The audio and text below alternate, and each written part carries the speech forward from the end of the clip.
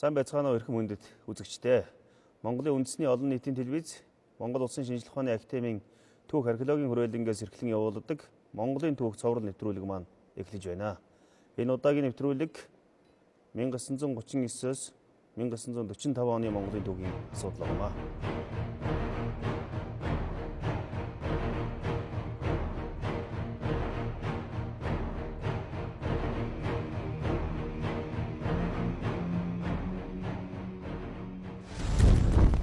Өнөөдрийн нэвтрүүлэгт оролцогчдоо танилцуулъя.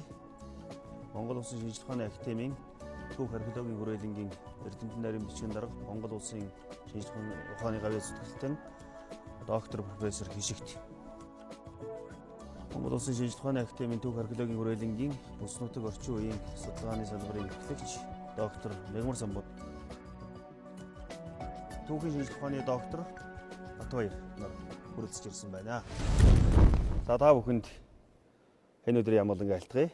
Тэгэхээр бидний хувьд өмнө нь бас халах голын дайны асуудал нэлээд Монголын 20 дугаар зууны Монголын түүхийн томоохон асуудлын нэг халах голын тухай асуудлыг ярилцсан. Өнөөдөр халах голын дайны дараа Монголын түүхэнд бас томоохон үйл явдлууд удаа дараалж бий болсон.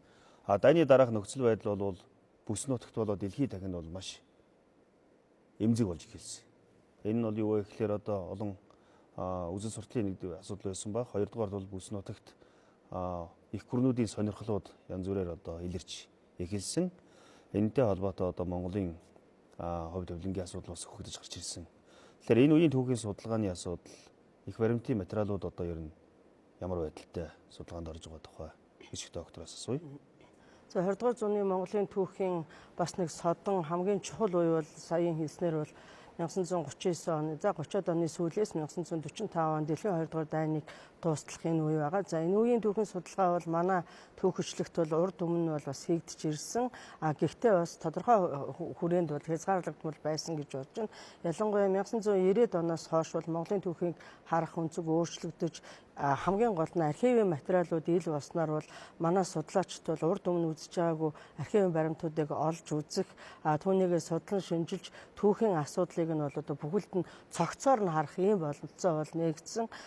Энэ үеийн түүхийг бол зөвхөн Бүгд найрамдах Монгол ард улсын дотоод гадаад орчны түүх асуудал, бүс нутагт Монгол улсын геополитикийн асуудал, эзэлж байгаа байр суурийг тодотгох, энэ дайны хүнд жилүүдэд хүн төрөлхтөн бүх улс орон бүхэн л өөрийнхөө чадал чинээгээр тийм ээ оршин тогтнол батлан хамгаалах хүчээ бэхжүүлж исэн энэ үед монголчууд жоохон ямар үүрэг гүйцэтгэсэн бэ? Яаж амьдарч ажиллаж байв? Тэрнээс гадна тэр нөгөө фашизмын эсрэг тэмцэлд хэрхэн яаж оролцсон? Дэлхийн 2 дугаар дайны дараах төгсгөлийн операцид манай улсын зэвсэгт хүчин оролцсон. Энэ бүхний дүнд бол Бүгд найрамдах Монгол ард улс 1946 5 оны дундаас ахуулаад 46 оны 2 дугаар сард дундад иргэн улс хүлээн зөвшөөрөх хүртэл Монголын тусгаар тогтнолын асуудлуудыг дипломатын төвшөнд, олон улсын дипломатын төвшөнд хэрхэн яаж хэрэгжижсэн талаар бол манай судлаачид энд оролцож байгаа эрдэмтэн судлаачид бол нэлээд өргөн судалж хийгдэж байгаа. За энэ хүрээнд ч гэсэн манай шинжлэх ухааны академийн түүх археологийн хүрээлэн бол бас энэ түүхийг ард түмэнд үнэн бодитоор ойлгуулах, тийм ээ, хэлбэршүүлсэн аргаар тайлбарлах талаар бол бас 70 жилийн хойд зориулаад 2 том бүтээл гаргасан байгаа. Энийг бол бид нар бас шин дээрээ тавих. Тэгэхээр энэ 1940-од оны үеийн түүхийн судалгааны асуудал бол ялангуяа 90-ад оноос хойш архив нээлттэй болсон. Оросын архив нээгдсэн, олон материалууд илэрч олдсон. Монголын эрдэмтэд Япон, Америк, хөрөндөй орнуудын архив материал суух бололцоож гарсан. Дээрээс нь хамгийн баялаг материал бол Монгол улсад хадгалагдаж байгаа. Тэгэхээр Монгол улсын үндэсний архив, цэргийн батлан хамгаалах салбарын архив, за тэгээд бусад эд өлгийн зүйлсүүд ч гэсэн гадаад яамны архив, энэ бүхэн болов судалгаанд нээлттэй болж байгаа нь бас ихэхэн сонирхол татж байгаа хаа. Энэ үеийн ер нь олон улсын нөхцөл байдал, Монголын бүс нутгийн нөхцөл байдал ямар шохон хувирал дөөрөлт гарч ирсэн тухай эхлэх үү, тийм ээ. 1941-ээс 45 оныг би онцлж хэлмээр байгаа юм л да.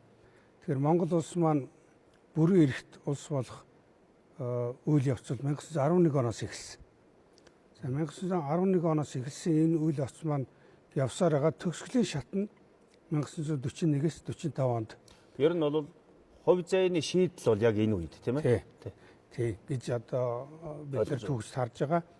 Тэгэхээр 1939 оны халахын голын дайны дараа манай бүгд Монгол ард улсын олон улсын байр суурь бол нэлийн бэхжсэн.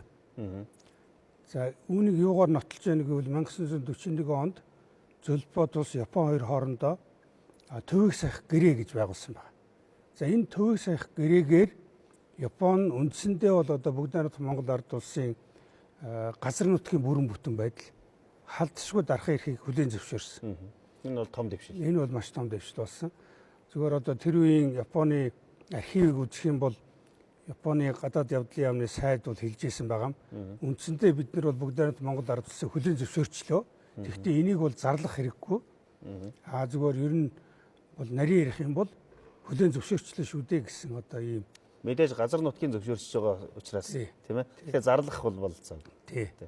Тэгэхээр бол энэ бол одоо үнэхээр одоо бүгд Монгол ард улсын 45 он тусаар тогтнолоо хүлээн зөвшөөрүүлэх урьдчилсан одоо том алхам болсон гэж харж байгаа. Энэ 1939 оны халах голын одоо дайн бол монголчуудын хувьд маш их одоо бас хүч өгсөн баг.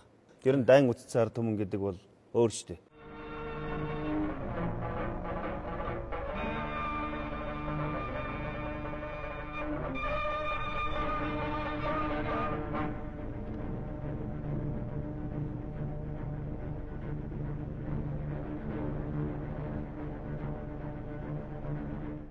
Тэгэхээр энэ үеийн одоо цэргийн ялангуяа Монголын ардын айрмын одоо бэхжилт энэ одоо хүч нэгцэл байдлын тухай бас өгмөрсөн бод доктор.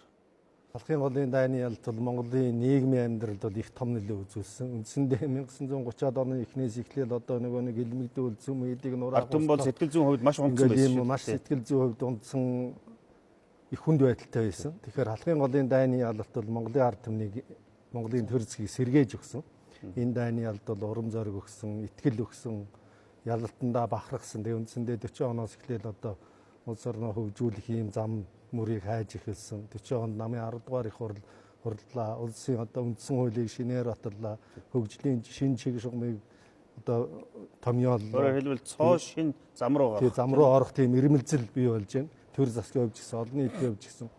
1940 он нам засгийн удирдагчид одоо өмнө говьд дорногой аймагуудаар явж одоо ард түмний аж амьдрал төрийн үйлчлэгээ энэ бүхнийг үзэж шалгалаа. Энэ үндсэн дээрээс 42 оноос ихтэй одоо орон нутгийн засаг захиргааг өөрчилж шинээр аймаг сумдыг байгуулж эхлэе гэх хичээтэй. За тэгээд мэдээж Батлан хамгаалах хүч чадлын хувьд дайн дууссан гэдээ бол одоо Батлан хамгаалах асуудалд анхаарлаа орхиогүй. Харин одоо халахын голын дайны ялалтын үр дүн сургамжийг их сайн судалсан. Манай нам засаг армийн удирдлага энэ үндсэн дээрээ бол одоо халахын голын дайны одоо туршлага сургамжийг Монгол ардын хувьсгал цэргийн сургалт бэлтгэл байдааны бэлэн байдал одоо ашиглах нэвтрүүлэх ийм ажлуудыг хийж эхэлсэн. 1940 он улсын 8 намын 10 дугаар их хурл болоход яг мэдэгддэг л дээ.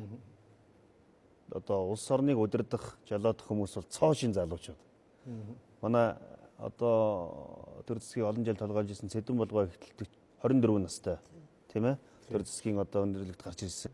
Жавсан өрөө дөнгөж 40 гарцсан. Ингээд дээрээс нь шин боловсон хүчнүүд одоо Монгол улсын төр засагт гарч ирэх ийм зам гарсан. Шин үндсэн хуулиа баталсан. Улс оронд бас нэг өөр чиглэл мэдээж үзэл сурталын хувьд бол одоо эн чинь өөр боловч улс орны хувьд бол нэг цоо шин хөгжлийн одоо зам руу зүтгэх боломж гарсан байх. Дээрээс нь бас их сургамж авсан жимжиг байгаа ч явуулсангүй маш олон хүмүүс одоо хэлмэгдсэн тийм ээ. Тэгэхээр энэ бас их том одоо юу бас эн чинь улс төрийн товчооноос баг ганцаараа үлдсэн шахуу байсан. Тэгээ бусд нь бол бүгд баг хэлмэгдсэн байсан.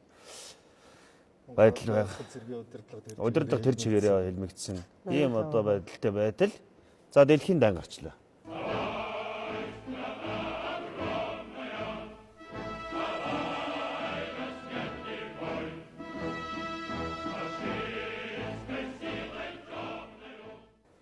Харилцан үйл давталцах гэрээ зөрчигдсөн.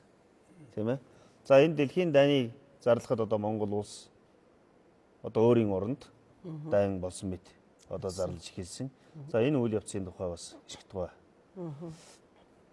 Тэгэхээр 1940 онд манай улс бол хөгжлийн капиталын бас зам дээр одоо зогсож саяын ярьснаар бол нийгмийн эдийн засгийн хөгжлийн цоо шинэ үед игссэн боловч энэ маань бол яг тэр дайны жилүүдийн үйл явдлаар бол тасалдсан л да. Зарим нь ингээ 1941 оны 6 дугаар сарын 22-ны өдөр одоо өглөө 4 цагт бол Зүлбат улс руу Герман халдан давталсан энэ мэдээг бол тэр өдөр нь бол одоо манай засгийн газар бол хүлээж авч өөрийнхөө байр суурийг илэрхийлсэн. За энэ дээр бол фашистын одоо Герман халдан давталсныг бол одоо буруусгаж тэгтээ энд бол бас их тэр тогтоолт их гоё үг байгаа л да. Бүх тэргүүний хүн төрлөختний нэгэн адил энэ одоо үйл ажиллагааг буруушааж бүгд найрамдах Монгол ард улс нь бол өөрийн одоо хүч бололцоогоор одоо энэ дайныг ялалтаар төгсгөхөд бол тусална гэх. Тэгээ энэ үеэс эхлээл монголчуудын 4 жил гаруй хугацаанд 1400 гаруй хоног бүхнийг фронтод бүхнийг ялалтын төлөө бүхнийг фронтод гэсэн тэр одоо нийт ард түмний хөдөлгөөн бол эхэлж байгаа. 6 сарын 23-ны өдөр бол Улаанбаатар хотод бол хөдөлмөрчдийн цуглаан болсон. Энэ дээрээс бол тогтоол шийдвэр гарсан. За тэгээд дайны үеийн хөдөлгөөний тухай бид нэр ярихад бол энэ бол ямар нэгэн 41 онд бол албатлаг шаардлагагүйгээр эхэлсэн гэдгийг бол тэмдэглэх ёстой л доо. Бид бүхэн маш сайн мэдж байгаа 1941 оны 6 сарын 24-өөс 26-ны хооронд хувьсгал цэргийн одоо албан хаагчдаас бол фронтод явуулж өгөхийг хүссэн хүсэлтүүд бол удаа дараалан улсын ерөнхий сайд Чойлсонд ирж байсан. Тэр үтгээл зүүдлэпос сурч исэн одоо эмэгтэй хүн байсан шүү дээ. Цэндийн бөмбөрцөг гэдэг эмэгтэй хүн бол фронтод явуулж өгөх юм хүсэж исэн. Мөн түүнчлэн зөв одоо улсын удирдлага болон Монголд байсан зөвлөлтийн төлөөлөгчийн газарт бол одоо мал биелэглэх тийм ээ мордоо өгөх өөрсдөө явах тийм хүсэлтүүд гарч ирсэн. Энэ бүх зүйл маань бол одоо энэ ард түмний өөрсдийнх нь тэр сэтгэл санааны хүсэл эрмэлзэл нь байсан. Тэгээ энэ өргөжин хэлсээр бол 41 оны 9-р сарын 6-ны өдөр бол засгийн газараас бол ард түмнээс улаан айран байлдаж буй улаан айранд ирүүлж байгаа бэлгийг хүлээн авах, зөөвөрлөх, тээвэрлэх ажлыг хариуцсан бэлгэлийн комиссийг засгийн газрын дэргэд байгуулсан. Анхны комиссийн одоо анхны дараагаар нь бол гадаад яамны дэд сайд байсан, одоо орлогч сайд байсан Эрдэнэ цогтын намсраагаа ажилласан. Дараагийн жилээс нь бол одоо намын төв хорооны тэргүүлэгч гишүүн Янжмаа бол удирдах явсан. Яг энэ дайны асуудалтай холбоотойгоор Монголын тусгаар тогтнолын асуудал хамгийн ээдрээтэй цаг хугацаа энэ үед өрнөсөн. Өөрөөр хэлбэл гадаад Монгол хэмээх томьёолол тэр дотороо бол бүгд найрамдах Монгол ард улс одоо бидний зүгээс бол энэний статус квог одоо хадгалах, олон улсын хувьд харилцан хүлээн зөвшөөрөх. Энэ одоо харилцааны асуудал бас зэрэгэлдээ явж эхэлсэн. Тийм ээ. Энэ асуудлаар одоо олон улсын улс орнуудын их гүрнүүдийн байр суурийн асуудлыг бас доктор Батбаяр бай. Дэлхийн 2 дугаар дайны үеэр бол одоо зөвлөлт хятадын хооронд оршдог асар том нутагтай. Энэ одоо бүгд Монгол ард улс гэдэг чинь ямар статустай үлдэх юм бэ? Тийм үлдэх юм бэ гэдэг энэ одоо асуудал дэвшигч гарч ирсэн байгаа. Тэгэхээр одоо ингээд архивын баримт харах юм бол анх 1943 онд Тегеранд болсон баг хурлын үеэр тэнд бол Америк нэгдсэн улс, Их Британи, Зөвлөлт улс, Гоминданы хятад хятад орсон. Чанкаш орсон. Тэгэхээр дөрвөн гүрний одоо дөрвөн их гүрний Тегераны баг хурлын үеэр анх сөхөгдсөн байна. Тэгэхээр үүнийг бол анх одоо Чанкаши сөхөж Өрөөзүүлэлтэд ярьсан Америкийн ерөнхийлөгч. Одоо энийг яах вэ? Тий. Одоо энэ гадаад Монгол гэдэг улсыг бид нэр одоо дайны дараа хятадын бүрэлдэхүүнд оруулж авмаар байна гэж Чанкаши саналаа хэлж байгаа шүү дээ. За энэ дээр бол Америкийн нэгдсэн улсын ерөнхийлөгч бол маш тодорхой хариулсан. Тийм яриа бол байхгүй. Энэ одоо бүгд найрамдах Монгол ард улсын статусын асуудлыг Сталин зөвлөлт улсын удирдагчтай ярьж энийг шийдэх ёстой гэсэн ийм одоо тодорхой хариулт өгсөн. Өөрөөр хэлбэл үүнээс эхлээд одоо Монгол улсын бүгд найрамдах Монгол улсын статусын асуудал их гүрний хоорондын Америкийн нэгдсэн улс, Зөвлөлт улс, Их Британийн одоо удирдагчдын ярьж шийдэх асуудал болж хувирсан гэж хэлж болох юм байна. Өөрөөр хэлбэл Монголын асуудал бол бүр олон улсын тэр дундаа дэлхийн их гүрнүүдийн гол асуудал ярих ярианы нэг сэдв болж хувирсан. Ялангуяа Японы одоо эсрэг Японы дайнтай холбоотой, Оросын Сибирийн бүс нутгаа хамгаалах, геополитиктэй холбоотой, Хятадын одоо газар нутгийнхаа бүрэн бүтэн гэх юм уу одоо тэдний зүгээс одоо яаж хандах уу гэдэгтэй холбоотой ийм үед гол одоо нөгөө өрнөж байгаа амин сүнс болсон тусгаар тогтнолын асуудал дээр байнга одоо Шанхай шиг засгийн газраас өнгөлтсөн. Дээрээс нь Япон одоо бас тийм байр суурь илэрхийлсэн байсан ийм үе байгаа. За яг Монголын дотоод асуудалд энэ бэлгэлийн комисс одоо ямар үйл явдал явуулж ямар одоо үр дүнд хүрсэн тухай шигтгээ бас дэлгэрэнгүй ярьж өгвөл. Тэгэхээр бэлгэлийн хөдөлгөөн гэдэг бол энэ бол бүх ард түмнийг одоо хамарсан бүх улс даяар хийсэн ийм хөдөлгөөн байсан гэдгийг бол одоо манай түүхч судлаачид бол бүгд сүүлийн үед бол нэлээд сайн архивынхаа материалаар бэлгэлийн үндсэн ураа бол бүхнийг фронтод бүгдийг ялтын төлөө. За энэ асуудлыг бол бид нэр яг мэдээж дотоод нөхцөл байдалд бол ард түмэн тийм одоо сэтгэл зүрхээр жигүүрлсэн юу одоо ерөөсөө үйлдвэр ажиллахын газрууд бол илүү цагаар ажилдаг, амралтгүй ажилдаг байсан. Аймаг орон нутагт бол одоо бүхнийг одоо ноос бэлтгэл, маал бэлтгэл, морд хөдөлгөх гэл энэ одоо бүх л юм хийж байна. Ерөөсөө Монголын ард түмний тусламжийг бол материалын тусламж болон сэтгэл санааны дэмжлэг гэсэн хоёр үндсэн хэсэгт бол хувааж болно. 6 удаагийн цуваа явуулж манайх 6 удаагийн бэлгэлэл энэ дотор бас ялгаа байгаа л да. Цуваа гэхлээр вагоны тоог бас яриад байдаг. За нийтэд нь хамруулад үзэх юм бол эхний удаагийн одоо бэлгэлийн вагоны тоо тодорхойг байгаа. Ингээд үзэх юм бол нэг 570 орчим вагон явсан тий бэлгийн зүйл явсан. Энэ дотор одоогоор бол 570 орчим контейнер ачуулсан. Тийм ээ. Тэгсэн үг. Тэгээ энийг нь бол дандаа хүүтэн сэрүүн цагт явж байсан. Энэ бол бэлгэлийн цуваагаар хүч байгаа нэг зүйл.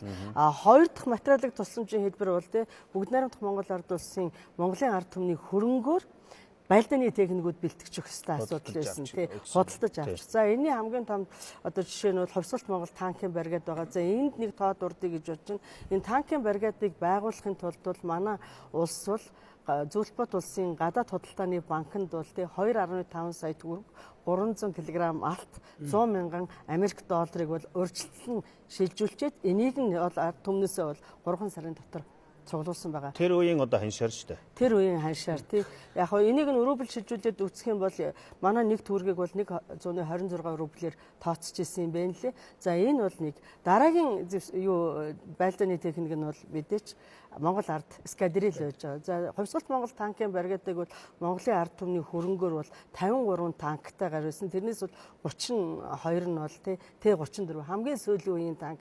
Зөвхөн дэлхийн 2 дугаар дайны хамгийн том фронт нь бол мэдээ зөвлөлт Германы фронт байсан. Тэн дээр байсан тэр Т34 дугаар танк нь бол 32, а 21 танк нь бол одоо Т70 тийм ээ. Тэр танкер хийсэн. Ингээд бол энийг бол 1943 оны 1-р сарын 12-ны өдөр бол одоо 112 дугаар бригадад хөдөлгөж өгсөн. А нөгөө нэг юу байлдааны одоо анги нь бол Ла 5 гэсэн 12 онгоцоос бүтсэн. Тэрэнд бол 4 сарын дотор бол тэр бүр ураа нь бол их гоё л доо. Одоо фронтж байгаа байлдаж байгаа улаан айрамттай онгоц шилдэг онгоцуудыг хурдан хугацаанд одоо бэлтгэж өгье гэсэн 4 сарын хугацаанд дотор цуглуулж чадсан байгаа. Энийг бол энэ хоёр бол их онцгой зүйл. Гол бэлгийн цөм нь бол Монгол адуу. Тийм Монгол адуу. Тэгэхээр энэ Монгол адууг бол 1942 оноос эхлээд бол бүгд найрамдах Монгол ард улсаас бол Зөвлөлбөт улсын батлан хамгаалах ерөнхий хорооноос бол захиалга авч эхэлсэн. Одоо захиалж авахар болсон. Тэгээ энэ үе бол бас өөрөө улаан айрмын байлдаж улаан айрмын хувьд бол 1941-42 оны хувьд бол улаан айрам бол сая шахан маркта бол алдсан байсан ийм үеэлтэй. Тийм учраас бол манай улсаас дорндоо одоо Дундад Азиас болон Иранаас бол морд авахар бол захиалга өгсөн. Тэгээд энийг бол одоо хураанголоод ярих юм бол ер нь бол манайх бол 1942-оос эхлэн шилдэг сайн мордо фронтод худалдыг гэсэн нэрийн дор бол энэ компанид ажил өрнөсөн. Зөвхөн 1942 оны жишээг аваад үзэхдээ 13 аймгийн 215 суманд бол энэ ажилд оролцоод 94 мянган морь авах байсныгаа бол 104 мянгаар бол давуулан биелүүлж байгаа жишээтэй. Дайны жилүүдэд бол манайх бол жил тутам 100-аас доошгүй мянган тонны толгой бол одоо мордыг бол худалдаж байсан. А мордыг худалдахдаа бол улсын бэлтгэлийн үнэ нь бол маш бага байсан. Яг тэр нөгөө тарга твэрэг одоо хэмжээ хязгаар тохирох юмнаас нь хамаарад бол 120-с 150 төгрөг хуралдсан. Тэгээ энэс гадна ард түмэн бол өөрсдөө шилдэг сайн морд одоо авчирч малын тэнцүүлэл тэнцснийг нь худалдахын худалдаалт бэлгэлж исэн. Азаргаар адуу бэлгэлж исэн. Энийг бол одоо өнөөдөр Монгол улсын үндэсний төв архив болон бусад архивууд байгаа баримтыг аваад үзэх юм бол тийм ээ хэдэн 10 хуудас болохоор тийм урт жагсаалтуудыг бол бэлгэлийн комисс бол гаргачихсан байгаа. Бүхэлдээ одоо дайны жилүүдэд бол манайх 480 мянган мордыг худалдаж 32.5 мянган мордыг бол одоо бэлгэлсэн гэсэн тооцоо байгаа. За яг Оросын баримттай сэлгүүлээд үзэх юм бол арай жоохон зөрдөг. Гэхдээ бэлгэлсэн мордын тоо бол яг мөрөгж байгаа. Зүгээр Оросын 1944 онд гаргасан баримтаар бол 460 мянга гэж байгаа л да. Тэгтэл 45 он бас байж байгаа шүү дээ. Үржлийн малыг өгсөн тий. Сая 2015 онд бол тийм ээ дэлхийн 2 дугаар дайны ялалтын 70 жилийн ойг тэмдэглэх энэ ажлын хүрээнд бол Монголын тусламжийг бол одоо маш өндөр үнэлсэн байж байгаа. Тэгээд 5 мордын нэг нь бол одоо улаан армийн агтны 5 мордын нэг нь бол Монголка буюу тий Монгол мор байлаа. 5 шинэлийн нэг нь бол Монгол носоор хийгдсэн зүйл байлаа гэдэг. Монголын одоо тий мордын лизинг бол ямар ч тий одоо саадгүйгээр чин сэтгэлээсээ байсан их том үнэлгээнүүд бол өгсөн л дээ энэ дээр.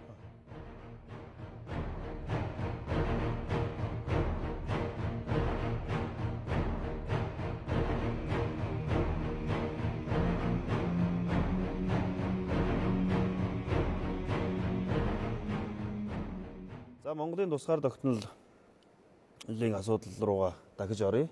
Тэгэхээр Монголын тусгаар тогтнолын асуудал дээр хамгийн чухал юм бол хүлээн зөвшөөрөх асуудал. Энэ бол за мэдээ зөвлөлт тус холбоот улс зөвшөөрсөн. Одоо бол дундад иргэн улсын асуудал байна. Дээрээс нь их гүрнүүдийн асуудал. За дээрээс нь Америк, Хятад, Орос одоо ямар байр суурьуудыг баримталж ирсэн тухай бас манай үзэгчдэд жоохон дэлгэрэнгүй ярьж өгөө. Тэгэхээр Теграны 1943 оны баг хурлын тухай бид ярьчлаа. Одоо дараагийн том одоо шатвал, үе шатвал Ялтын 1945 оны баг хурал. Тэгэхээр 1945 оны Ялтад болсон баг хуралд бол Хятадыг ураагүй. За энд бол одоо дэлхийн 2 дугаар дайны гол гүрэн их 3 их гүрэн Зүлбод улс, Америк нэгдсэн улс, Их Британий удирдагчид оролцсон. За энэ Ялтын баг хурлаар гадаад Монгол буюу одоо бүгд найрамдах Монгол ард улсын статус квогийн асуудлыг эцэслэн шийдсэн байна. Тэгэхээр энэ Ялт бол одоогийн Кримд байдаг тийм ээ. Одоогийн Кримд Хардалаа ирдэ. Хардалаа ирдэ байгаа. Ялтын баг хурлын шийдвэрт бол хамгийн нэгдүгээрт бичигдсэн байна. Гадаад Монгол буюу бүгд найрамдах Монгол ард улсын статус квог хэвээр хадгална гэж. Тэгэхээр энэ одоо олон улсын эргэсэн үднээс юу гэсэн үг юм бэ гэвэл үндсэндээ одоо бүгд найрамдах Монгол ард улс дайны дараа тусгаар тогтносон тий улс болохыг одоо их гүрнүүд хүлээн зөвшөөрсөн гэсэн үг. Гомданы Хятад дунд дэргэн улстай ярих үүргийг бол өрөөзөлтөө өөрөө хүлээсэн.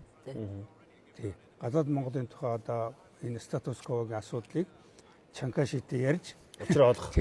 Чанкашиг энд одоо ойлгоод зөвшөөрүүлэх энэ үүргийг бол өрөөзөлт авсан. Тэгэхээр бид нар бас энэ Америкийн нэгдсэн улсын ерөнхийлөгч өрөөзөлтийн байр суурь үүргийг бас өнөөдөр шинээр харж үнэлж байна л да.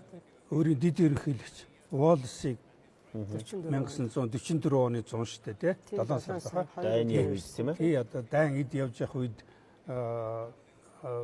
Аз руу томилж явуулсан хүн заавал бүгд найрамдах Монгол ард улс Улаанбаатар хотод очоорой.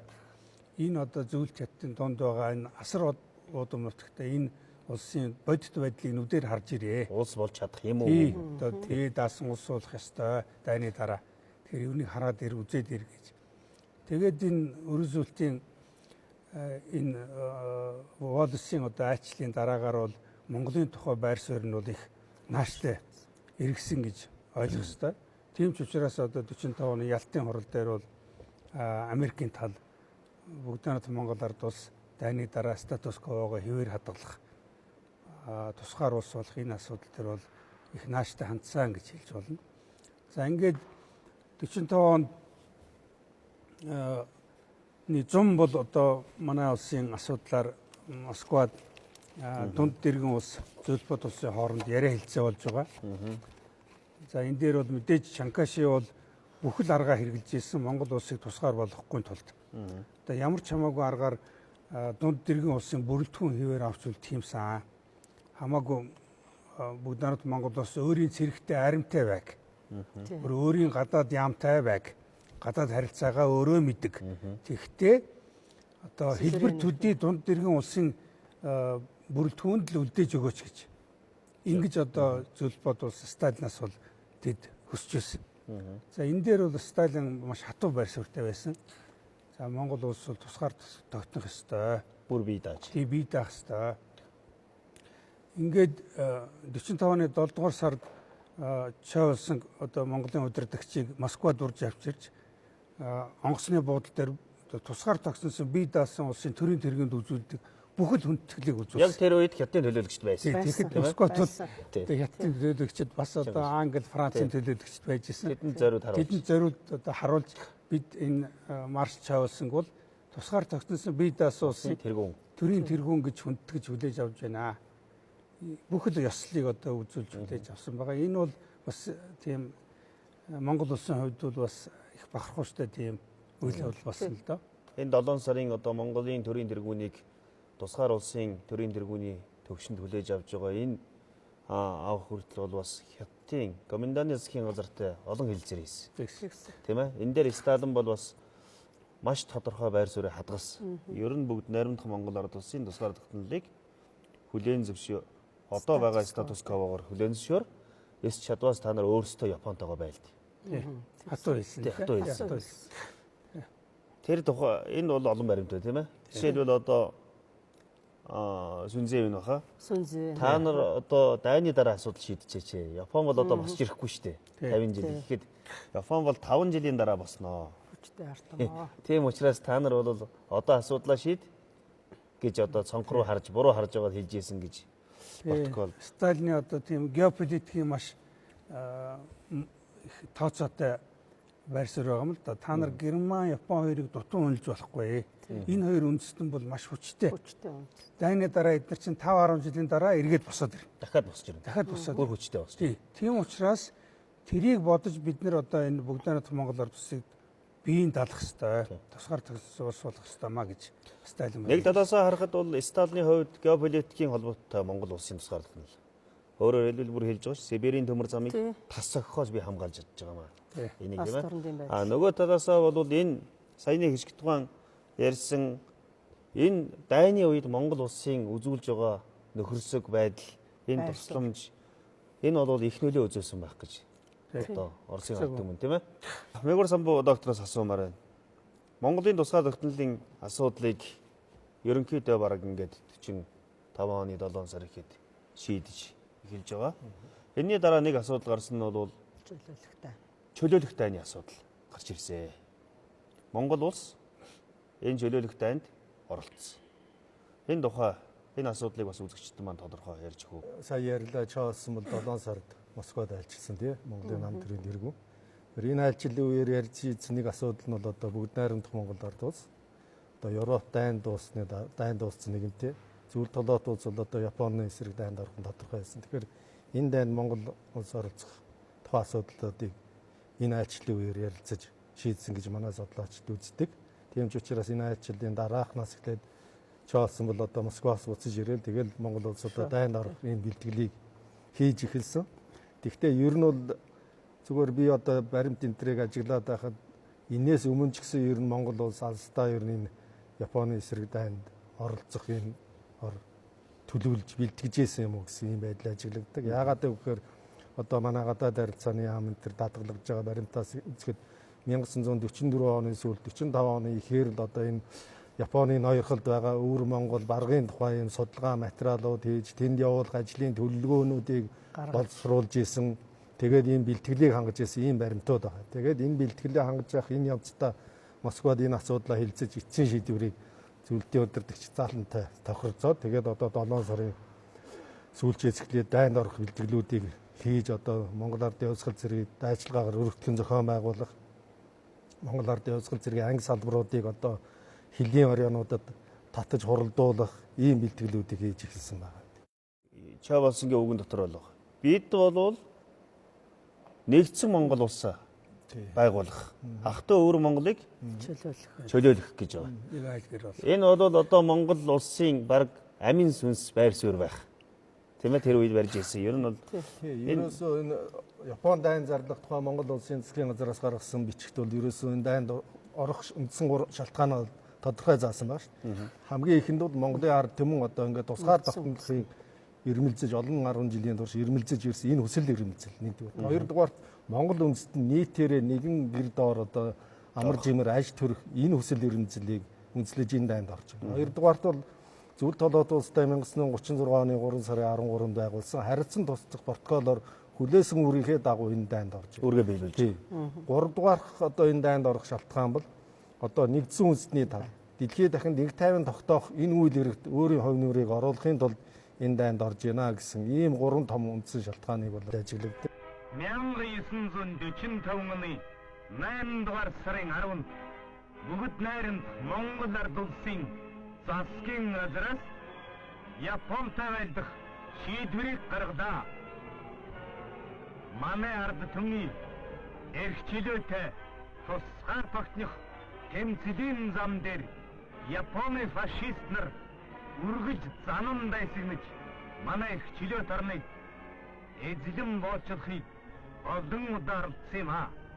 Тэгээд Монгол ардын хөлсөл зэрэг бүх дэлхийн ардчилсан улсуудын амгалан тайвны төлөө фашистын сүүлчийн давтан төрөмгөөлөгч болох Японы эзрэх төрөмхийчүүдийг устгахын төлөө нэгдсэн үндэстний тал ариун шударгадан анх дүү атруулан аримтай мөр зэрэгцэж оролцлоо. За манай зарим хүмүүс одоо бас янз бүрийн ойлголт байдаг энэ дайны тухай. Ер нь бол манайхан дай хийгээгүй юм шүү дээ. Оросын зэргүүд орж ирээл манайхан тэргийн төрөөл ингээд явсан юм гээл ер нь түүхийн талаар бол ойлголт өгдөг. Тэгэхээр би энийг юу гэж асууж байгаа гэхээр Мегмар самбо доктороос яг ямар үйл явц болсон бэ? Энэ чөлөөлөх дайны. Тийм ээ? Аль газар нутгийг туулсан. Одоо энэ яг дайны маршрут, төлөвлөгөө энэ нөхцөл байдлын тухай бас. Тэгэхээр яг зөвхөн одоо энэ чөлөөлөх дайны хувьд биш одоо энэ жил халахын голын дайны ялтын 80 жилийн хувьд тэмдэглэж байна. Бас нэг ийм яриа байдаг л да. Халахын голын дайны үжигсэн чөлөөлөх дайны үжигсэн манай Монгол ардын хувьсгал зэрэг одоо төдийлийн их том үр гүйтгээгвэ. Одоо фронти баруун зүүн жигүүр давшиж явж байгаа л ирсэн гэсэн иймэрхүү яриа бол одоо маасд байдаг. Зарим одоо түүх сонирхогчдын хувьд ч гэсэн иймэрхүү юм их бичдэг. Тэгэхээр би бол одоо зүгээр цэргийн түүхч хүний хувьд бол энэ олон баримтуудыг үзэл судалсан хүний хувьд бол энүүтэй санал нэгддэг. Зүгээр бид нар бол одоо өвөг дээдсийнхээ байгуулсан их үйлрэг алдар гавьяаг ингэж одоо дутуу үнэлэх тийм эрх биднэрт бол байхгүй. Чөлөөлөх таймд бол одоо манай Монгол ардын хувьсгал цэргийн 4 дивиз үндсэн одоо хүч бүрэлдэхүүн болж ирсэн 4 морт дивиз, их ууны хороо, холбооны хороо, тэгээд одоо цэргийн эмнэлэг, цэргийн дуу жиг ансамбл ингээд одоо өргөн бүрэлдэхүүнтэй одоо нийтдээ бол нэг 20 орчим мянган хүн Монгол ардын хувьсгал цэргийн 20 орчим мянган хүн оролцсон байна. Ер нь яг 21 мянга гэд тоо байдаг 16-аас 17 мянган тухайн үед Монголын армийн тоо хэд байсан? Нэг 30-аад мянган хүн байсан ба. Тэгэхээр чинь 3-2 өргөн зохион байгуулалт.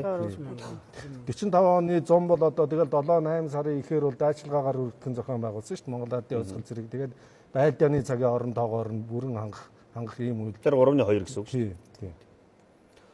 Тэгэхээр Монгол ардын хувьсгал цэрэг бол одоо яг Монгол зөвлөлтийн морд механикжуулсан бүлгийн бүрэлдэхүүнд явсан. Морд механикжуулсан бүлгийн командлагч нь дислэгч генерал Пилевийн орлогч одоо тэгээд Монгол цэргийг хариуцсан командлагч нь дислэгч генерал Лавсран Жанжин.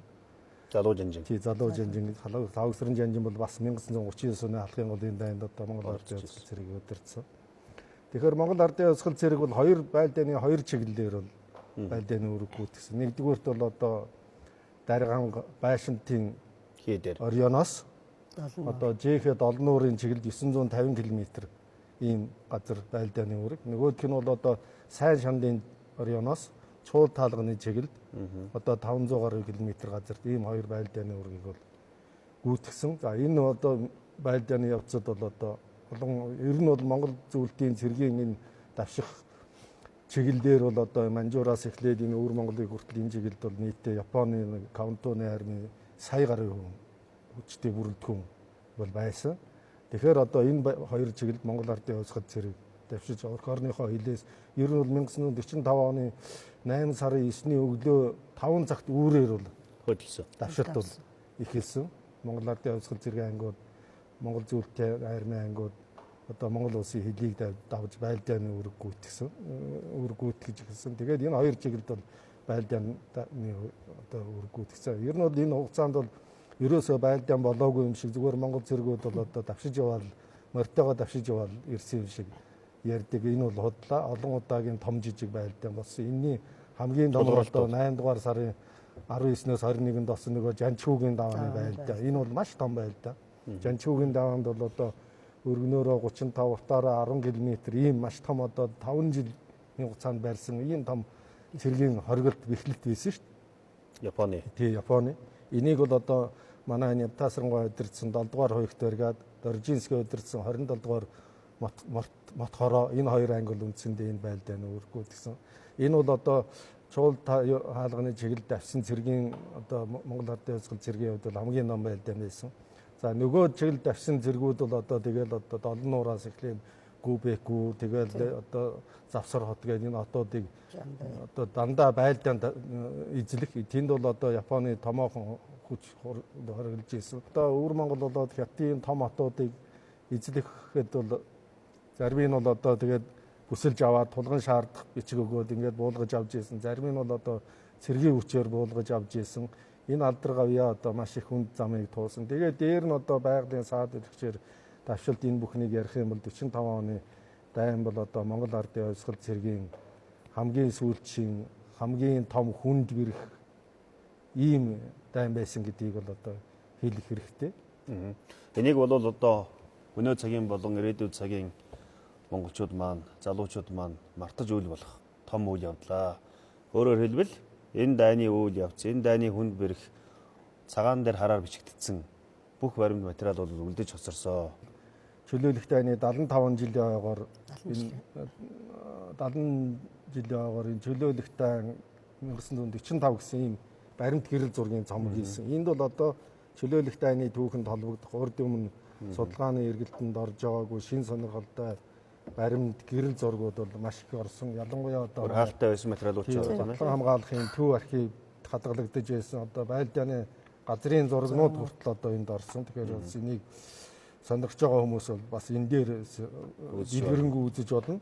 Одоо нөгөө сая ярьдаг нөгөө Жанчхүүгийн давааны одоо хоригдолтын схем зураг бол энд байна. Ингээд энэ Жанчхүүгийн давааны хоригдолтын схем зургийг зураад хаанаас нь аль анги давшихгүйгээр байлдааны төлөвлөгөө боловсруулад ингээд явуулсан энэ байлдааны зураг гэх жишээт ийм баримтууд бол одоо энэ олон байгаа. Сүүлийн үеийн манай судлаачдын Монголын эрдэмтдийн байр суурь түүхийн одоо дүгнэлтээс харахад бол 1945 оны 8 сарын энэ чөлөөлөх дайн бол зөвхөн одоо монголчууд дэлхийн дайнд оролцсон төдий биш. Монголчууд одоо ах トゥ өвөр Монголыг чөлөөсөн. Үндсэндээ бол дэлхийн 2 дугаар дайны төгсгөлийг дэлхийн дайныг төгсгөхөд Монгол том үүрэг гүйцэтгсэн Азийн бүс нутагт. Ер нь бол одоо сүүлийн судлаачид бол ярьж байгаа шнэ халахын голын дайн бол дэлхийн 2 дугаар дайны эхлэл.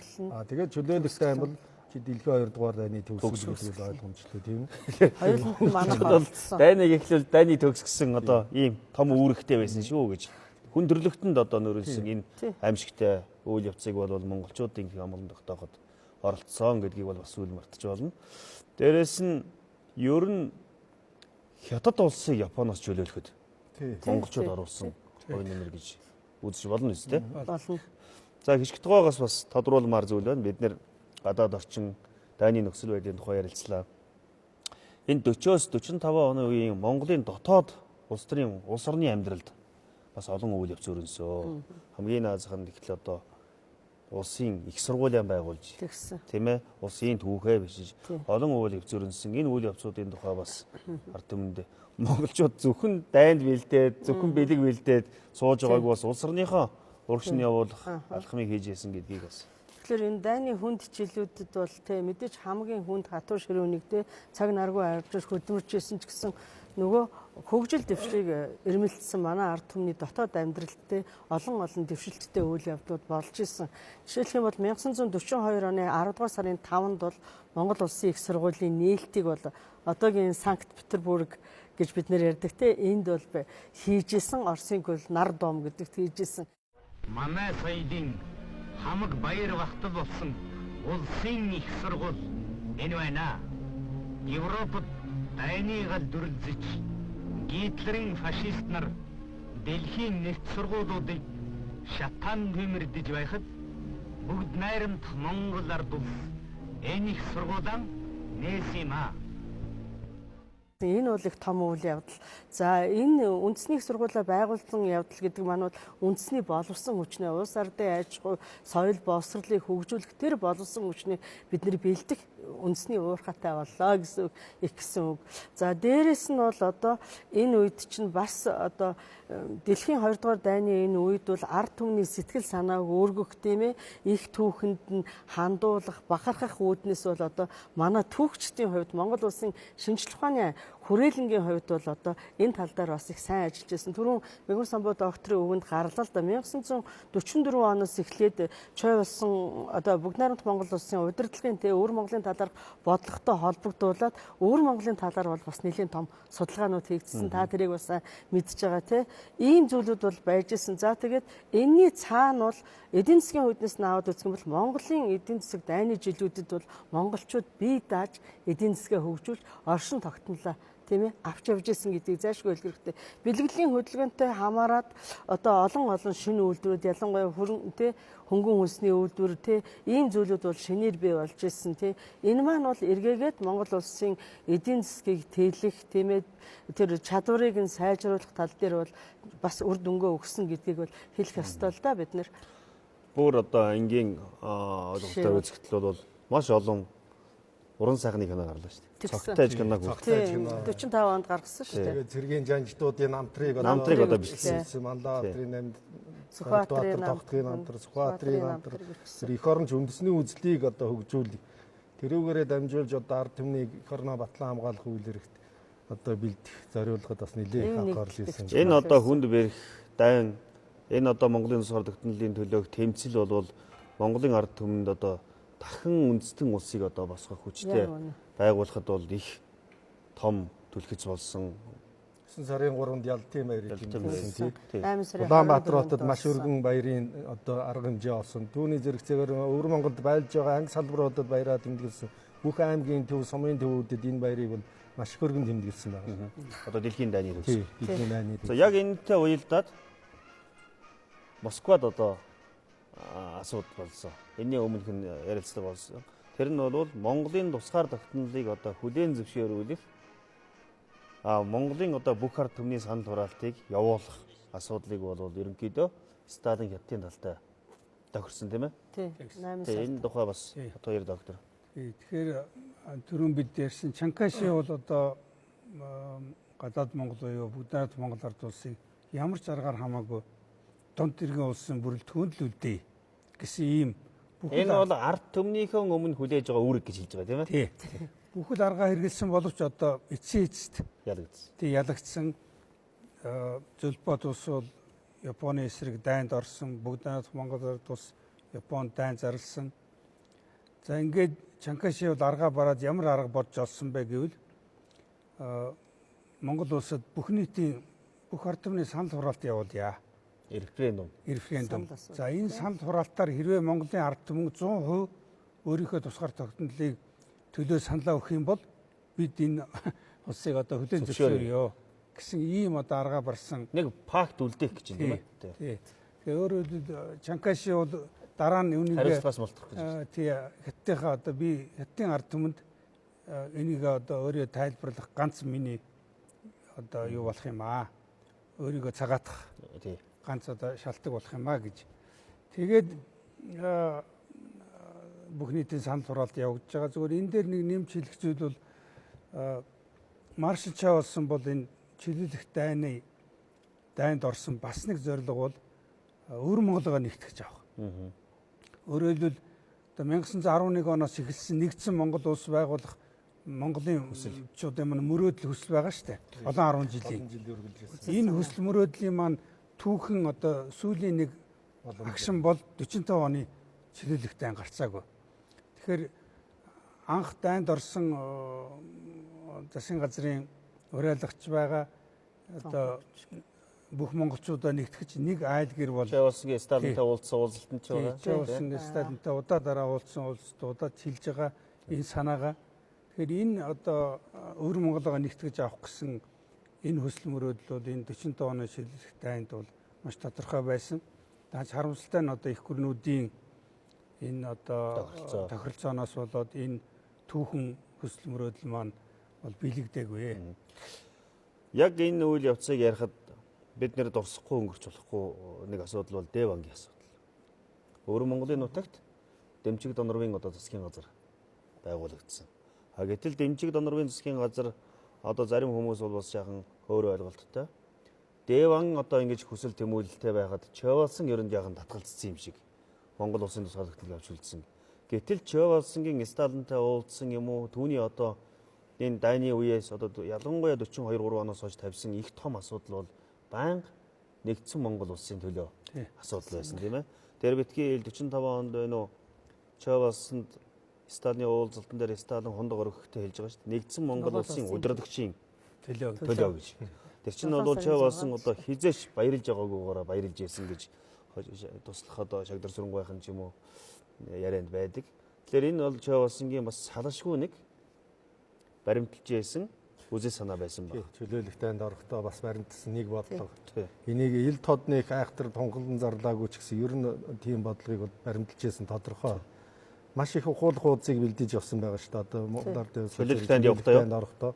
Түүнээс гадна өвөр Монгол баргад одоо Монгол улсын засгийн газрын төлөөлөгчд ажилласан. Тэгээд одоо өвөр Монголын чөлөөлөгчсөн нутгуудад одоо их наадам хийж, баяр хийж, Монгол бүхчүүд очиж баярлаж, Монголын уран сайханчид ансамбл таанцны бүлгийнхэн очиж концерт тоглож хажуугаар ухуулга явуулж исэн. Тэрийг өвөр Монгол баргууд маш их дотн хүлээж авч ерөөсөө Монголтойгоо нэгдэн нийлээ гэсэн хөдөлгөөн барга өвөр Монголд бол маш их хөрөмжсэн шүү дээ. Тийм учраас Монгол руу орж ирсэн тийм ээ. Дараа нь одоо тэгээд одоо дайны төгсгөлөөр одоо ялангуяа 1945 оны 8 сарын 14-нд нөгөө зөвлөлт хятадын хооронд чинь найрамд харилцсан юуны ухааныг гэрээ байгуулсан. Тэр ноол бичгээр чинь одоо энэ нэгдэн нийлэх үйл явц үндсэндээ боломжгүй болсон учраас дайны дараагаар Монгол улстайгаа одоо нэгдэн нийлэх тэр арга зам нь өөр хэлбэрээр Монголд одоо нүүдэлж орох тийм байдлаар явагдаж зөвхөн баргаас л ихэд одоо хөлөн буурын баргаас ихэд 224 өрхийн 1100 гаруй хүн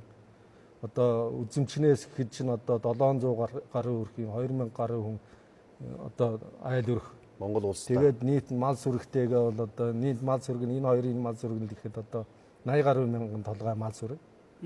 За дээр нь одоо тэнхэлтэйнүүд нь бас нүүж ирж байгаа. Тийм. Дээр нь одоо Сүхбаатар аймгийн нутгаар, Дорногой аймгийн нутгаар маш их айл өрх нүүж ирсэн. Нөгөө нэг 1930-аад оны ихээр нөгөө дөрвж гарсан айл өрхийн ихэнх нь одоо энэ чөлөөлөх дайны төгсгөлөөр буцааж ацарсан. Тэгэхээр чөлөөлөх дайны төгсгөлд бол чөлөөлөх дайны үр дүнг бид нэр Монгол улсын тусгаар тохиолдлыг баталгаажуулснаас гадна Монгол улсын нийгмийн эдийн засгийн амьдралд маш их нөлөө үзүүлсэн. Тэгээд чөлөөлөх дайны үр дүнд Монгол улсын хүн ам, мал сүргийн тоо тодорхой өслөө. Орон нутгийн засаг захиргаанд өөрчлөлт гарч одоо орж ирсэн одоо бараг үзэмжнэр л ихэд Дорн аймагт 2 сум байгууллаа шүү дээ тийм. Энэ мэтлэнгээр бол чөлөөлөх дайны одоо үр дүнг ярих юм бол одоо их өргөн үрээтэй харах хэрэгтэй бид нар. Тий.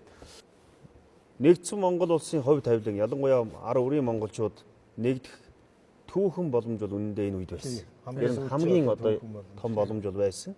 Гэвч одоо яалтч байхгүй их гүрнүүдийн бодлого, тохиролцоо тэдний ашиг сонирхлоос хамаарат бүгд найрамдах Монгол ард улсын статус кво бол үлдсээ. Тэгэхээр энийг бол бас түүхэн баримт, түүхэнд эргэж харахтаа хүмүүс зөв ойлгож одоо харах хэрэгтэй. Тийм учраас хэрвээ бүр одоо асуудал хүндэрсэн бол асуудал хаашаа ирэх байсан бэ гэдэг чинь бас их эвгүй. Чөлөөлөх дайн дэлхийн дайн одоо ингээд дуусны дараа бол Монгол улсын статус бүгд найрамдах улсын статус авч үлдэхийн тулд сая бот хоёр доктор хэллээ. Тохиролцоо. Тэгээд одоо санал хураалтыг ингээ явуулнаа. За энэ санал хураалтын асуудлыг Монгол улсын дотоодод одоо яаж зохион байгуулах ажил өрнөсөн бэ? За. Тэгэхээр 1945 оны 8 дугаар сарын 14-нд бол Зөвлөлт улсын гадаад хэргийн ардын комиссариат дундад иргэн улсын гадаад хэргийн сайд Ваншизе одоо Молот Ваншизе хоёр бол ноот солилцсон байгаа. Тэр ноотт бол бүгд найрамдах Монгол ард улс Японыг ялсны дараагаар бүгд найрамдах Монгол ард улс одоо санал асуулга явуул тэр санал асуулгын үр дүнгээр манай улсыг хүлээн зөвшөөрөх тухай асуудал ярьсан. За энэ дээр би бас нэг хоёр зүйлийг хэлчихмээр санагдаж байна. Яагаад энийг бол одоо 3 улсын зүгээс бас ямар арга хэмжээ гэж яаж хүлээж авсан бэ гэдгийг бол бас манай судалгаагаар судлаачдад хэлж байна л да. За дундад улсын хувьд бол аваад үзэхэд бол яг бодит байдалтай нүүр тулахаас зайлсхийсэн арга түрүүн таны ярьснаар тий засгийн газрынхаа өмнө ард түмнийхээ өмнө засгийн газрынхаа нэрийг хайцаалах магадгүй би 3 дахь нь юу гэж бодож байна вэ? Хэрвээ энэ одоо тогтоосон нотын дагуу санал асуудал явагдаагүй Монгол улсад явагдахгүй бол тий бас нэг зүйлийн гордогч байсан болж болох юм гэж бодож байгаа. За бас Монгол улсад байгаа хятад иргэдийг тооцсон ч байна. Тийм. Яг үнэ. За зөвлөлт улсын хувьд яагаад ингэ тохиролцоог хүлээгээд авчваа? Бүхэл бүтэн 7 удаагийн тийм ээ хуралдаан болсон ч Сүн Зэвийн Сталин хоёрын дунд. Дээрээс нь Зинзенготой уулзсан, тусгайлсан Петровтэй гэсэн уулзалтууд дээр тийм маш хатуу байр суурьтай байсан Сталин болон зөвлөлтийн удирдлага энийг хүлээж авах одоо болсон шалтгаан юу вэ гэдгийг бас судлаачид хардаг. За энэ бол миний ойлгож байгаагаар бол нэгдүгürt бол маш удаан хугацаанд тий 1945 оны 6 сарын 30-наас 8 дугаар сарын 15 хүртэл дундаа завсарлагтайгаар явсан. Уг нь бол Сүн Зэвийн нэрхтээ бол 5 хоног дуусна гэсэн бодолтойгоор ирж исэн тийм ээ. Гэтэл энэ үргэлжилсэн уулзалт хэлэлцээрийн үр дүнг бол хадгалах шаардлага байсан. Хоёрдугаарт нь бол хэлэлцэгч талынхаа тэ удаа дараагийн хүсэлт гуйлтыг бас бодолцсон баг. За хамгийн гол нь бол тэ зөвлөлт улсын зүгээс ингэж хүчин чармаалт гаргаж ирснийг Монголын ард түмэн өөрийнхөө санал хураалтаар бол тэ зайлшгүй баталнаа гэж бодсон баг гэж бодож байгаа. За манай улсын хувьд аваад үзэх юм бол энэ бол 8 дугаар сарын 30-нд бол бүгд найрамд Монгол Ард улсын намын улсын баг хурал намын төөрөө хуралдаад гаргасан шийдвэр байж байгаа. Энэ дээр бол яг энэ нотын дагуу санал асуудлыг явуулахар зөвшөөрсөн. Гэхдээ энд бол бүгд найрамд Монгол Ард улсын тусгаар тогтнол бүрэн эрхт байдал олон улсад бат найдвартай хүлээн зөвшөөрөгдсөн байх тэр зарчмыг удирдлага болгож гээд зааж байгаа байхгүй. Тэгэхээр ийм 3 байр суурь байна. 9 дугаар сарын 13-ны үеэс эхлээд бол дундад иргэн улс нөгөө Японы эсрэг буугаад өгчихсэн дайн дууссан учраас одоо санал хураалтаа явуулаа гэд шаардаж эхэлж байгаа байхгүй. Ингээд 9 сарын 13-ны өдөр бол бүгд найрамд Монгол Ард улсын ерөнхий сайд маршал Жавилсан зөвлөлтийн албанд төлөөлөгчөөр одоо бүр их төлөөлөгч Ивановтой уулзаад тэр Иванов бол хятадын талын юуг одоо тийм ээ шаардлагыг өгсөн шүү дээ. 10 сарын 10-ны дотор бол одоо энэ санал хураалтыг явуулаад дундад иргэн улсын баярын үеэр дүнгийн аваад ирээ гэсэн. Тэгэхэд бол манай улсын зүгээс өгсөн хариулт нь бол тийм энэ хугацаанд бол бид нэр багтахгүй. Яагаад гэвэл айран бол байлдаанд явж байгаа, ирж дуусаг байгаа гэдэг. Тэгээ энэний дараагаар бол 1945 оны 9 дугаар сарын 21-нд бол Улсын баг хурлын тэргүүлэгчийн 76 дугаар хурлаас бол тогтоол гарсан. Энэ тогтоолын 1-р зөвлөлт нь бол 14 зөвлөлттэй л дээ. Энэ дээр бол санал хураалтын бэлтгэл ажлыг 45 оны 10 сарын 10-наас 20-ны дотор явуулж, 20-ны өдөр бол бүх орон даяар нэгэн зэрэг санал хураалтыг явуулна. Санал асуулгыг явуулна тий. Тэгээ ард түмэн бол илээр саналаа хураана гэд заасан байгаа. Яхад өнөөдөр 1945 оны 10 дугаар сарын 20-ны өдөр манай бүгд найрамд Монгол Ард улсын бүх ард түмэн их чөлөөт тусгай тогтносон засаг тэргэн хязгааргүй их хайртай өгөөд бат нэгдэлтэй байна. Дэлхийд дахны өмнө батлан илэрхийлж байна. Манай Монголын ард түмний түүх бол эх орны их чөлөөт тусгай тогтносон байдлын төлөө тэнцсний түүх юм аа. Манай ард түмний түүхийн тус олон зуун жил тэнцэж ирсэн энэ тэнцэл бол нөхөр Сүхбаатар Жавилсангийн удирдлагаар гагцхүү 1921 онд болсон ардын хувьсгалын ялалтын үрээр үтж Монголын ард түмэн их төлөвөн байлдан олж бүгд найрамдах Монгол ард улсыг байгуулсан билээ. Яхад зөвлөл холбоот дундад иргэн хоёр улсын засгийн газрын 1945 оны 8 дугаар сарын 14-нд бүгд найрамдах Монгол ард улсын тусгаар тогтносон асуудлын талаар солилцсон ноот бичигт тохируулж өнөөдөр манай уудлан их орны өнцөг болон бүрд Монголын малчин ард ажилчин албан хаагч бүгдээрээ өндөр сугсаа эрхтэй эмэгтэй нам хар ялгалгүй сонгуулийн эрхтэй хүмүүс бүхэн бүгд найрамдах Монгол ард улсын хаан төрийн тусгаар тогтнолын төлөө нийтээрээ саналаа өгч байна.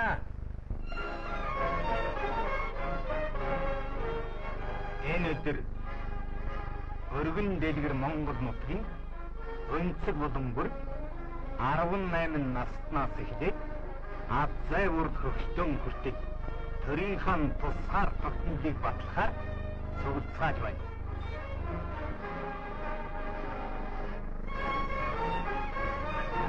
Монголын ард түмэн бол үнэхээр тусгай тогтнолын төлөө нэг хүмүүст хандж байсан.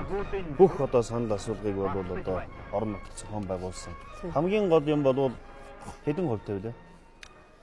Ер нь бол хоёр янзын тоо байгаа. Энэ дээр бас бид нэр тайлбарч хэлэх хэрэгтэй байх. 1945 оны 9-р сарын 22-нд нөгөө Монголд энэ санал асуулгыг ажиглахаар ирсэн дундад иргэн улсын дотоод яамны сайд Липежен тэргүүтээ төлөөлөгчд түүх комиссийн дарга хин бомб цэндгаа бол танилцуулсан. Энэ бол урьдчилсан тоо байсан. Энэ дээр бол бид нэр одоо 400 за би эндээс харж байгаа хэлчих 474 мянгаас бол одоо 10 мянган хүн оролцож чадаагүй гэж. Энэ дээр бол 18 насны 494,074 иргэнийг бол бүртгэж тийм ээ 483,291 санал өгсөн. За энд дээр бол 10,700 хүн санал өгөв. Гэхдээ энэ дээр бол бомб цэндгаа бол маш тодорхой хэлсэн. Энэ бол урьдчилсан тоо юм шүү. Энээс бол манай Хөдөө аймагуудад явсан төлөөлөгчд ирсний дараагаар бол жинхэнэ тоо гарна гэсэн. Тэгээд энэ урьдчилсан тоо бол 10 сарын 20, 21, 22-нд гарч байгаа тоо. Үүний дараагаар бол бүх тоо мэдээг байна. Дахин нэгтлэнжсэн хороо, хорин, баг, сум гэдэг тэр нөгөө нэг юу бариг шалгах баригадууд ороод тэрний дараагаар бол гаргасан тоо бол 494,970 хүн нэрсийн жагсаалтанд бүртгэгдэж түүнээс 98.4% нь буюу 487,409 хүн оролцож бүгд бол тусгаар тогтнолын төлөө саналаа өгчээ гэсэн улсын байх хурал намын төв хорооны тогтоол байгаа. Энэ тогтоолыг бид нэр 11-р сарын 12-ны өдөр Зөвлөлбөд улс болон Дундад иргэн улсын засгийн газарт явуулсан. Бүгд найрамдах Монгол ард улсын ард түмэн бол санал хураалтыг нэг хүн шиг болоо гэсэн. Энэ асуудлыг одоо хэрхэн хүлээж авсан Дундад улс? Дундад иргэн улсын хувьд бол энэ бол мэдээж санаанд оромгүй. Санаанд оромгүй тий 100% одоо саналаа өгж байгаа тий. Тэгэхээр бол одоо гарцаагүй Дундад иргэн улс бол тэр үед Чанкайши гүйцэтгэх Юань гэж байсан. Ингээд хуралдаад одоо Монгол улсын ард түмэн 100% тусгаар тогтоолгоо төлөө саналаа өгчлөө. Ингээд 46 оны 2 дугаар сард дипломат харилцаа тогтоож байгаа. Элчин сайд нараа харилцан солилцохоор тохирч байгаа. Өөрөөр хэлбэл одоо бүхэл олон улсын эрх зүйн дагуу хоёр улс бие биенээ тусгаар тогтоолоо хүлээн зөвшөөрдөг, дипломат харилцаа тогтоодог, элчин төлөөлөгчдөө солилцдог. Энэ бүх процедурыг бол одоо Дундад иргэн улс хүлээн зөвшөөрсөн. Өөрөөр хэлбэл 1911 онд эхэлсэн тусгаар тогтнолын тэмцэл 1946 онд ийм одоо асар их үн цаг хугацаа одоо туулж тусгаар тогтнол бол одоо хүлээн зөвшөөрөгдсөн. Гэхдээ энэ бол хүлээн зөвшөөрсөн асуудал болохоос биш бид нэр хятадаас тусгаар тогтносон зүйл биш. Монгол улс өөрөө тусгаар тогтнолоо бол 1911 онд Дундад иргэн улстай адилхан чин усаас хоёулаа салсан. Ингээд тусгаар тогтнолыг хүлээн зөвшөөрөх асуудал. Тэгээ одоо 11 оноос 46 он гэж ярих юм бол тий 35 жилийн турш энэ нөгөө нэг сар хүрэхгүй хугацаанд зохион байгуулагдаад ганцхан асуултанд манай ард түмэн санал хүргэсэн шүү дээ. Тэр асуулт нь юу байсан бэ гэвэл та тусгаар тогтносон байдлаа баталж байна уу гэсэн. Тэгэхээр энэ саяын одоо ярьж байгаа тий тусгаар тогтнолыг дэмжиж биш зөвшөөрч баталж байна уу тий. Энэ бол ганцхан. Энэ бол Монголын ард түмэн бүгдээрээ тусгаар тогтнолоо баталгаажуулж байгаа гэсэн одоо ойлголт байсан. Хэрхэн мөндөд үзэгчтэй Монголын үндэсний олон нийтийн телевиз Монгол улсын шинжлэх ухааны академийн түүх археологийн хүрээлэнгээс эрхлэн явуулдаг Монголын түүх соврал нэвтрүүлгийн минь ээлж дугаар үүгээр өндөрлөж байна. Энэ удаа Монголын тусгаар тогтнолын хамгийн чухал түүхэн үе болох 1940-оос 45 оны түүхэн үйл явдлуудын тухай манай эрдэмтэн судлаачид маань ярилцлаа. Дараагийн нэвтрүүлэг болтол түр баяртай.